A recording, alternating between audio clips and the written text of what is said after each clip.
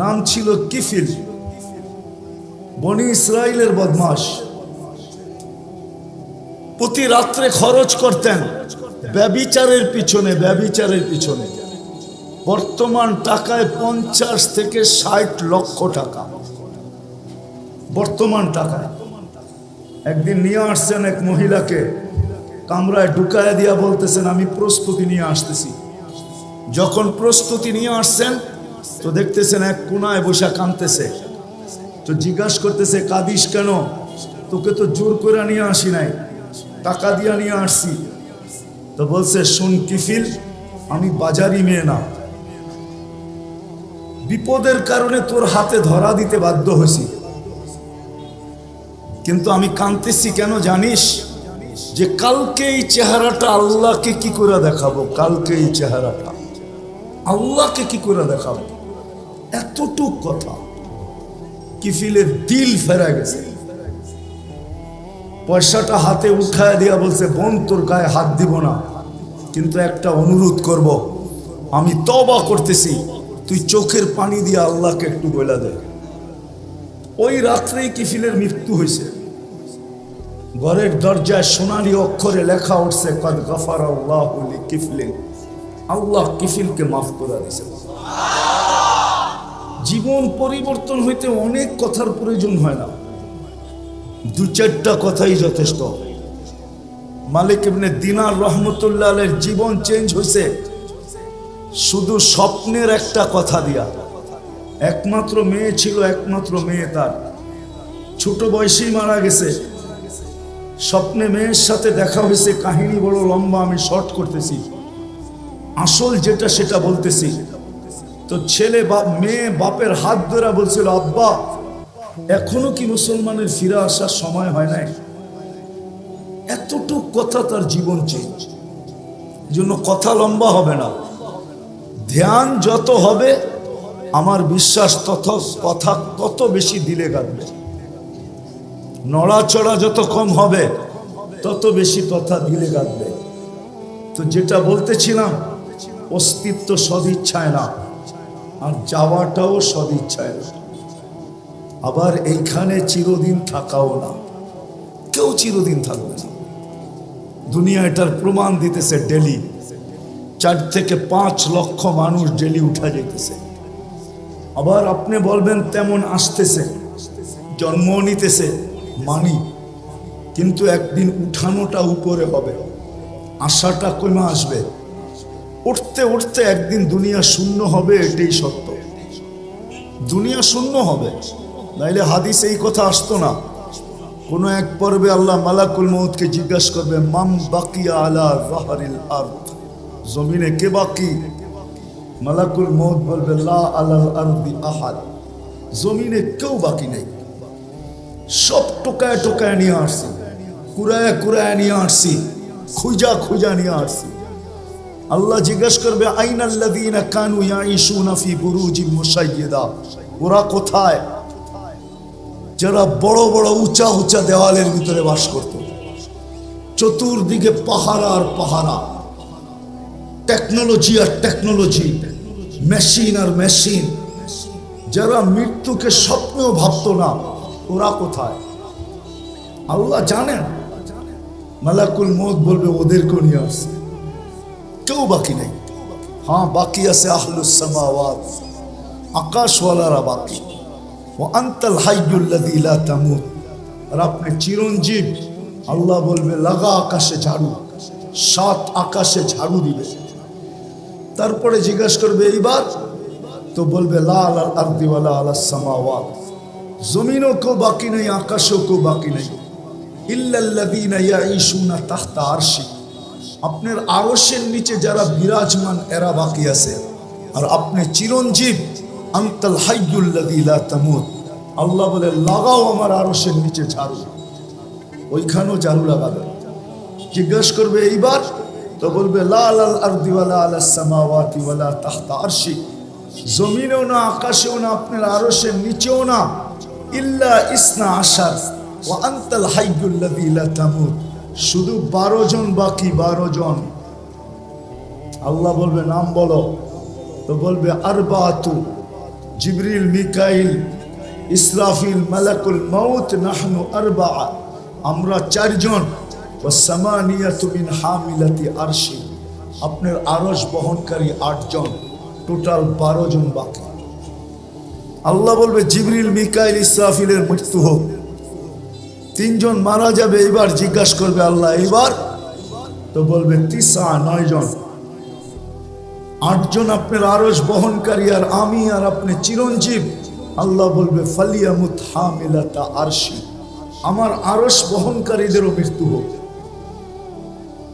তারপরে আল্লাহর আগে জিজ্ঞাসা করবে এইবার বল কে? তো বলবে আনা ওয়ান্তাল হাইয়ুল্লাযী লা তামুত, আমি এবং আপনি চিরঞ্জীব। আল্লাহ বলবে ফাতামুত আনতা, এবার তোমার পালা।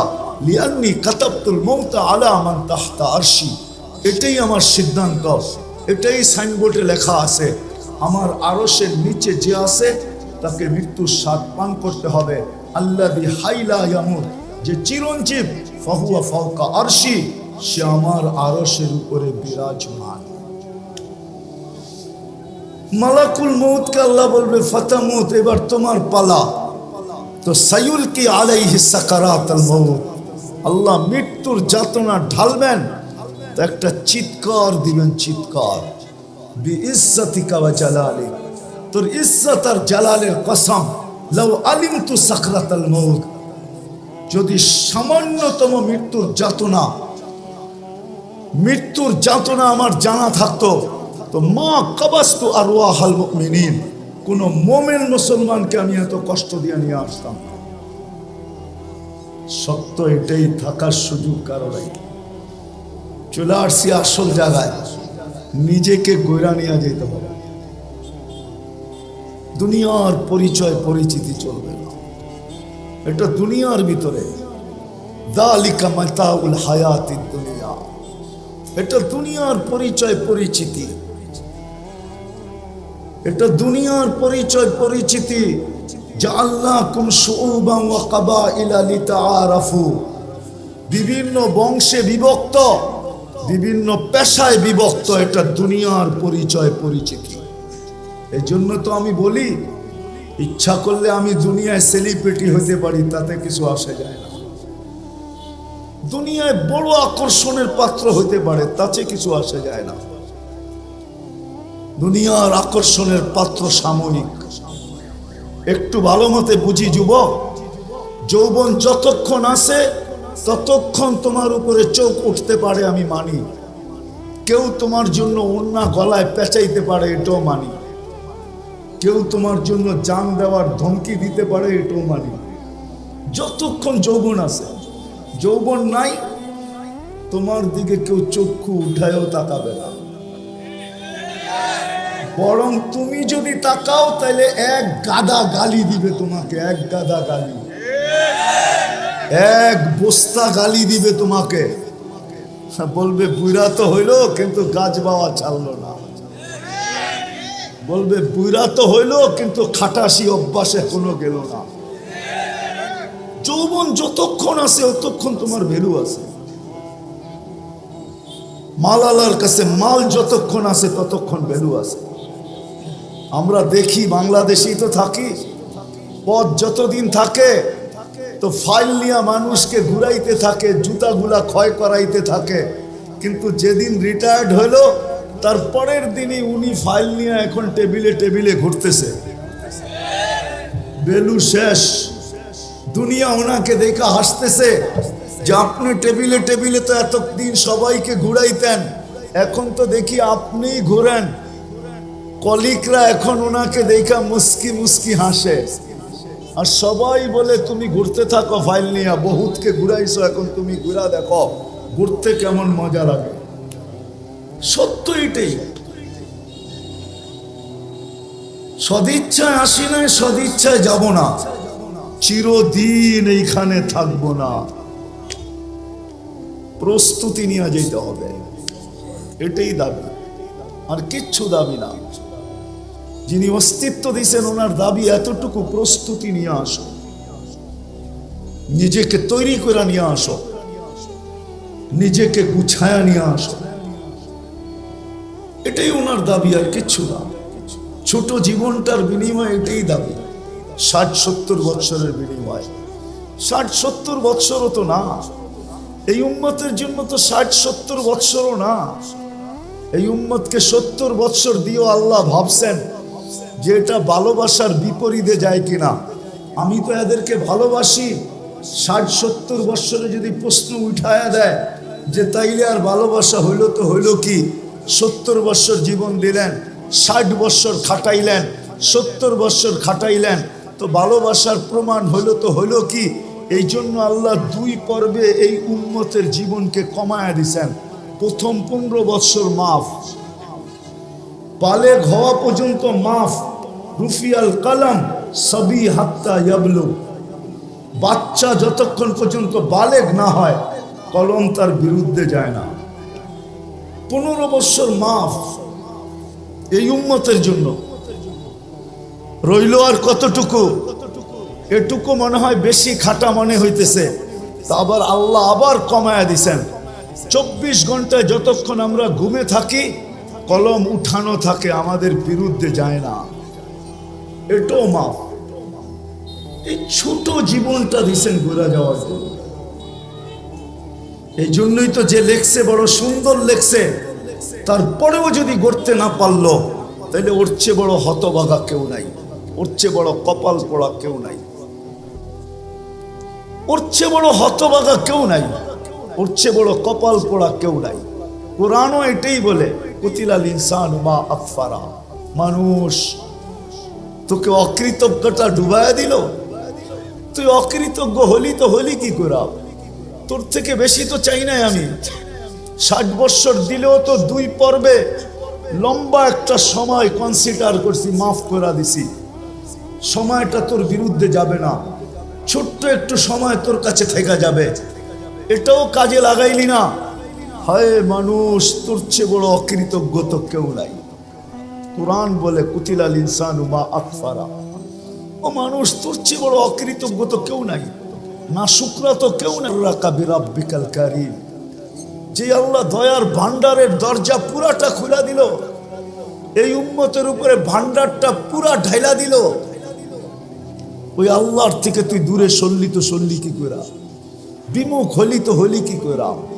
এই জন্যই তো এক হাদিসে পাওয়া যায়, যুবক যৌবনে থাইকা, পুরুষ পুরুষত্বে থাইকা, নারী নারীত্বে থাইকা, পদালা পদে থাইকা, আধিপত্যওয়ালা আধিপত্যে থাইকা, সম্পত্তিওয়ালা সম্পত্তি পাওয়ার পরে, মেইলওয়ালা মেইল পাওয়ার পরে, ফ্যাক্টরিওয়ালা ফ্যাক্টরি পাওয়ার পরে, হাটওয়ালা হাট পাওয়ার পরে, বাজারওয়ালা বাজার পাওয়ার পরে, রোডওয়ালা রোড পাওয়ার পরে, ঘাটওয়ালা ঘাট পাওয়ার পরে, প্রত্যেক ব্যক্তি পাওয়ার পরে যখন আল্লাহর থেকে ভুলা যায়, আল্লাহর থেকে দূরে সরে, তো আল্লাহ জিজ্ঞাসা করে কাছের থেকে আয়সা, হাল ওয়াজাদতা আজওয়াদা মিন্নি, আমার চেয়ে বড় দাতার সন্ধান কি তোর কাছে আছে?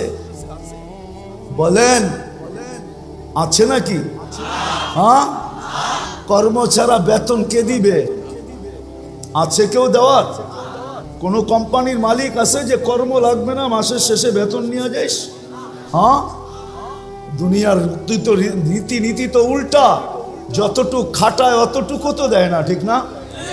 যত কম দিয়া পারে, ঠিক না? খাটাবে 12 ঘন্টা, বেতন দিবে 6 ঘন্টার, ঠিক না? খাটাবে 18 ঘন্টা, বেতন দিবে 8 ঘন্টার, ঠিক না? এটাই তো দুনিয়ার নীতি। আল্লাহ তো সব ফিরিয়ে দিতেছে। অক্সিজেন কে দেয়? হ্যাঁ, হায় হায়, 1 টাকা লিটারও যদি অক্সিজেনের দাম আল্লাহ রাখতেন, তাইলে বর্তমানে দুনিয়াতে 800 কোটি মানুষ।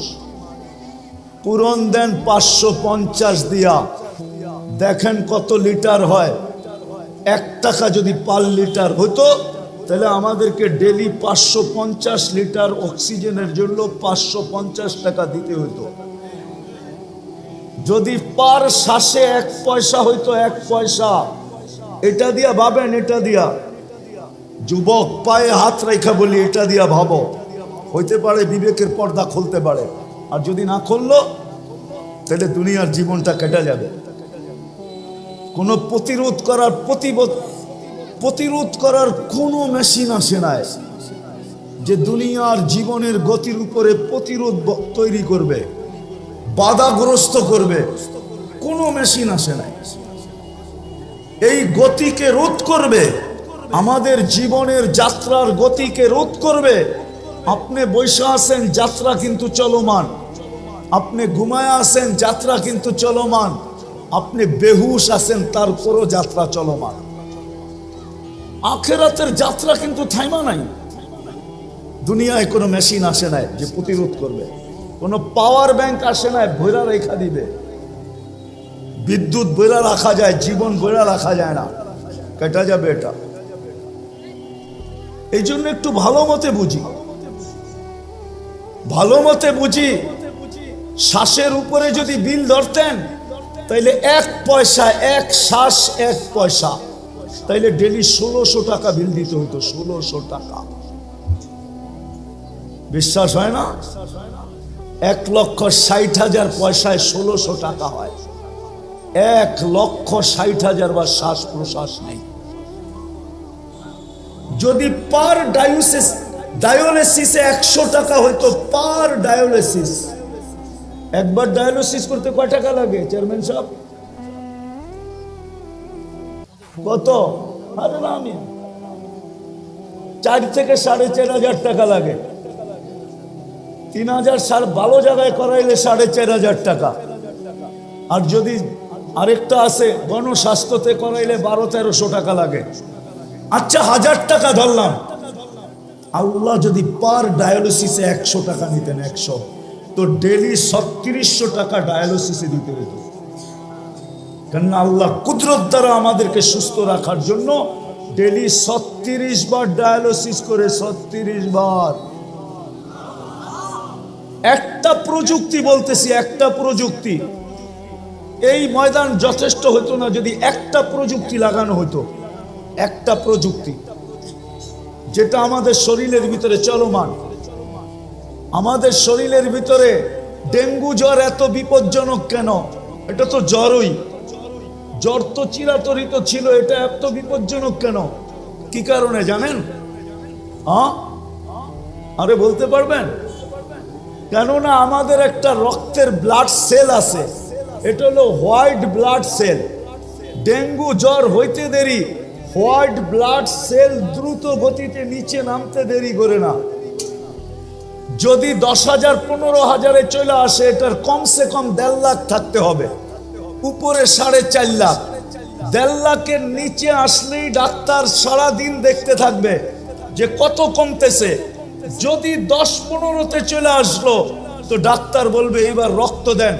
যদি রক্ত দিয়ে উপরে না উঠলো, তো ডাক্তারও হাত ধুইয়া বসে যাবে যে মনে হয় আর বাঁচানো যাবে না। এরকম 2টা ব্লাড সেল আছে আমাদের শরীরে, একটা হলো হোয়াইট, একটা হলো রেড। একটাকে বলে লাল, একটাকে বলে সাদা।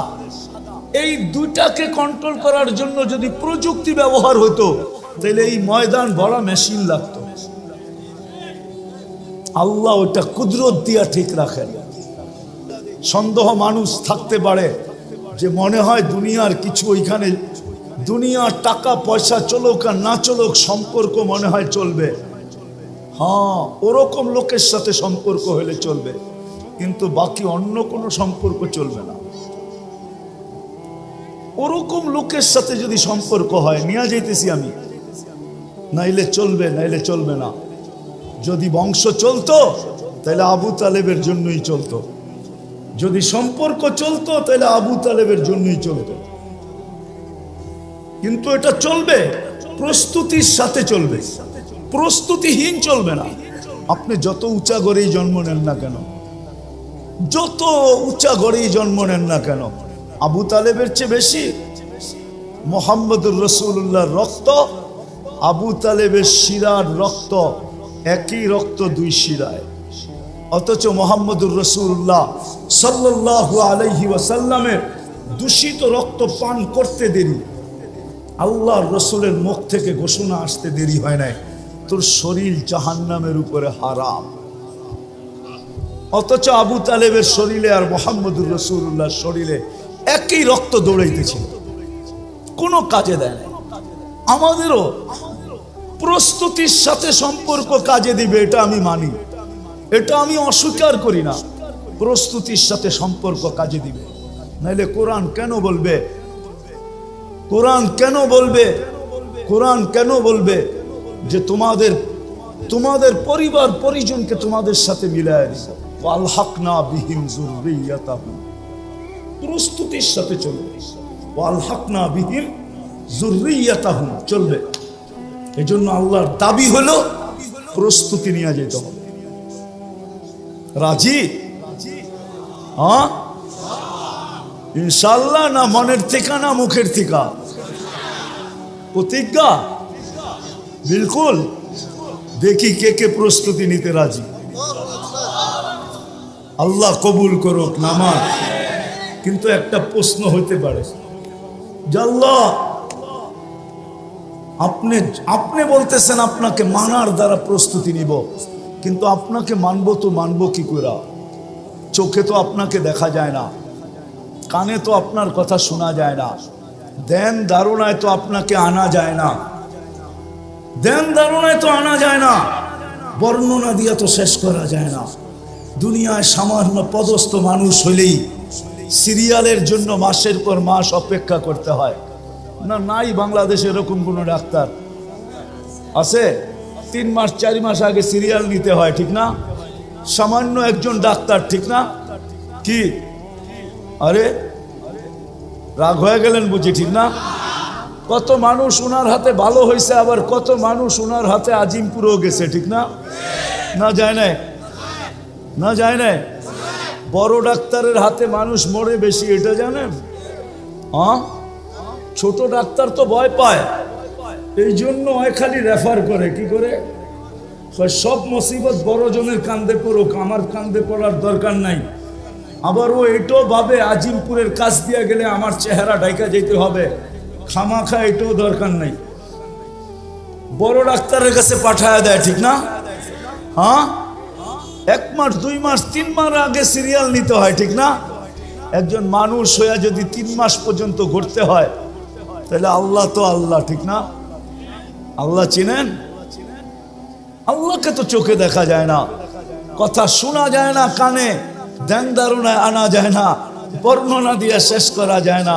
আল্লাহ তো আল্লাহ না, আল্লাহ তো রহমান, আল্লাহ তো রহিম, আল্লাহ তো মালিক, আল্লাহ তো কুদ্দুস, আল্লাহ তো সালাম, আল্লাহ তো মুমিন, আল্লাহ তো মুহাইমিন, আল্লাহ তো আজিজ, আল্লাহ তো জব্বার, আল্লাহ তো মুতাকাব্বিরুল খালিকুল বারিউল মুসাব্বিরুল গফফারুল কহ্হারুল ওয়াহ্হাবুর রাসাকুল ফাত্তাহুল আলিমুল কাবিদুল বাসিতুল খাফিদুর রাফিউল মুইজ্জুল মুদিল্লুস সামিউল বাসিরুল হাকামুল আদলুল লতীফুল খবীরুল হালিমুল আযীমুল গফুরুশ শাকুরুল আলিয়ুল কবীরুল হাফিজুল মুকিতুল হাসিবুল জলিলুল করিমুল রকিবুল মুজিবুল ওয়াসি আল হাকিমুল ওয়াদুদুল মজিদুল বাঈসুশ শাহীদুল হকুল ওয়াকিলুল কবিয়ুল মতিনুল ওয়ালিয়ুল হামিদুল মুসি আল মুবদি আল মুঈদ আল মুহয়ি আল মুমিত الحي القيوم الواجد الماجد الواحد الأحد الصمد القادر المقتدر المقدم المؤخر الأول والآخر الظاهر والباطن الوالي المتوالي البر التواب المنتقم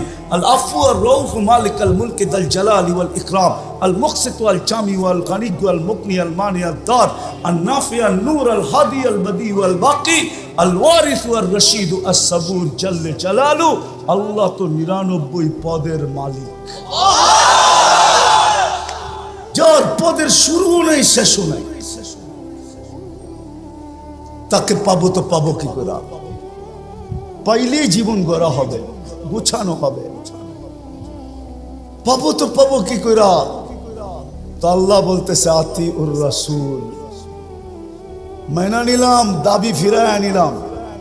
প্রশ্ন যখন উঠা গেছে, জানি না ওলামা একমত হবে কিনা, আমার তাখাইয়ুল বলে আল্লাহ দাবি ফিরায় নিলেন।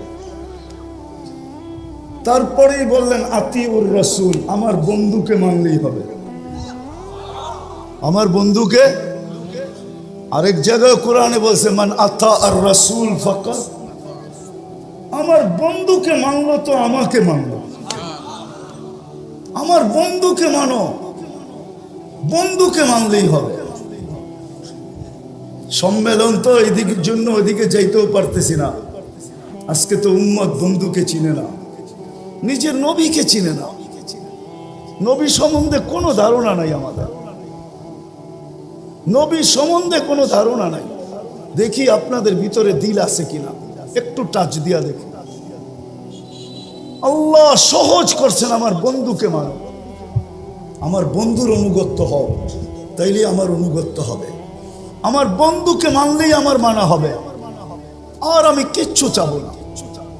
বন্ধু পক্ষে তো আমি পক্ষে। কোরআনও বলতেছে, কোরআন ওয়াস্তাগফারা লাহুর রাসূল লাওয়াজাদুল্লাহ তাওয়াবার রহিমা। ওয়াস্তাগফারুল্লাহ ওয়াস্তাগফারা লাহুর রাসূল, আল্লাহর কাছে মাপ চাইলো তো আল্লাহ তার দিকে দেখবে না, বন্ধুর দিকে দেখবে। বন্ধু কি বলে? বন্ধু যদি খালি ইশারা করে দিল, ইশারা, ওয়াস্তাগফারা লাহুর রাসূল লাওয়াজাদুল্লাহ তাওয়াবার রহিমা, আল্লাহ বলে সব গুনাহ মাফ করে দিব। তুই কত গুনাহ করছিস, কি কি করছিস, এটা আমার দেখার বিষয় না। বন্ধু পক্ষে তো আমি পক্ষে। কিন্তু উম্মত তো বন্ধুই চিনে না, কি করলো এটাও জানে না, কি করতেছে এটাও জানে না, কি করবে এটাও জানে না। আজকে তো উম্মত নবী চিনে না। যদি চিনতো তাহলে আমাদের দেশে আবার কাদিয়ানি হয় কি করে? যেখানে মানুষ চিনে, আসল নকল চিনে। হ্যাঁ, যেই ব্যাংকে নকল টাকা চিনার মেশিন থাকে, ওই ব্যাংকে কি নকল টাকা জমা দেওয়া যায় নাকি? ও তো মেশিনে চেক করে নিবে, ঠিক না? হ্যাঁ, খালি জমা দিতে গেলেই হবে, শুধু চেক করে টাকা ছিঁড়া ছেড়া দিবে না, বরং হাত করি লাগায় জেলখানায় ঢুকায়া দিবে। তাই না? আমাদের দেশে কি করে হয় কাদিয়ানি? বুঝা গেল নবী চিনে না। নবী ওলামারা রাগ হয়ে যায় না, কিন্তু আজকে যুবকরা নবী চিনে না, স্কুল কলেজ আলারা চিনে না, ইউনিভার্সিটি আলারা চিনে না, জেনারেল শিক্ষিত আলারা চিনে না, সাধারণ মানুষ নবী চিনে না। নবী কি করলো এটা জানে না, মা বোনরা চিনে না। নাইলে ওই ফাঁদে পা দেয় তো দেখে, বরং এটা হয়তো, তাও তো আমাদের দেশের না, ইনপুটেড জিনিস। কি ইনপুট করা বাহিরের জিনিস, ঠিক না? কাদিয়ান কি আমাদের দেশে নাকি? এটা তো পাঞ্জাবে। এই দেশে এসে জায়গা নিল কি করা? আমরা চিনি না দেখা জায়গা নেওয়ার সুযোগ পাইছে। যদি চিনতো তাহলে প্রথম যেই ব্যক্তির কাছে আসছিল, ওই জিতা পিটা করা ভিসা ছাড়া বর্ডারের ওই পারে দিয়ে আসতো।